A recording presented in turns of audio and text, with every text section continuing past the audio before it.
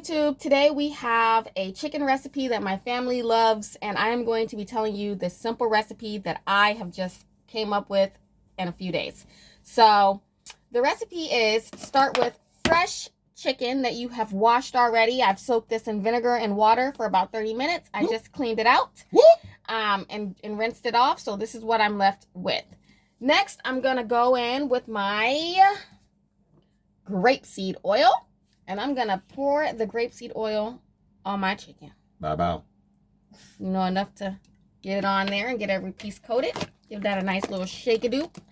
All right. And then I'm going to go ahead, go on in with my ghost pepper salt. From Pepper Palace. From Pepper Palace. I'm going to put that on there, make it nice and salty and hot, but not too salty. Ghost pepper salt is good on everything, just so y'all know. And I'm going to go in with my hot Mexican-style chili powder. Yum. So I'm going to put that on that bad baby. Yum. And then I'm going to go on with a little bit of onion powder. Off-brand. You got to stay cheap around here. Works the same. A little bit of that. I don't ever measure fully out. I just, eyeball it. Comes out good every time. A little bit of garlic powder.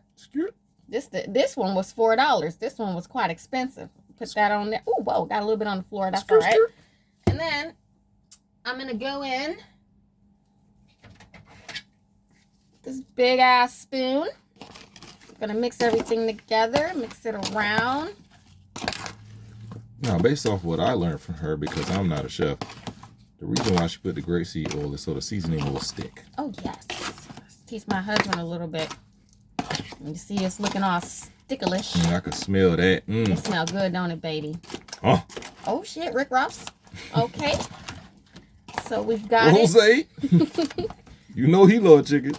He love chicken so much he bought in the Buffalo Wild Wings Wingstop. He bought in the Wingstop. All right, now that I've got that all yum-yumified, I am gonna go in with a little bit more hot chipotle. We gotta get some more of that. Mexican hot chili powder. And then I'm gonna throw these babies in the air fryer. I'm gonna leave them in there on 380 for about 15 to 16 minutes. And then I'll let you see what they look like when they're done. Until next time. Subscribe.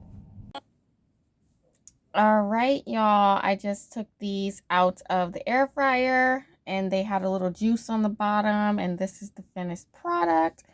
This is the chicken that we just seasoned up. I, of course, left it in there. We like ours a little bit crispier. So I actually did do 380 for 15 minutes. And then I did 395 for an additional 15 minutes. So this is what happened. And this is what we like. This is how we know it's done. And it is immaculate, the flavor. All right. Hope you guys like this recipe. Make it for your family and eat. Bye-bye.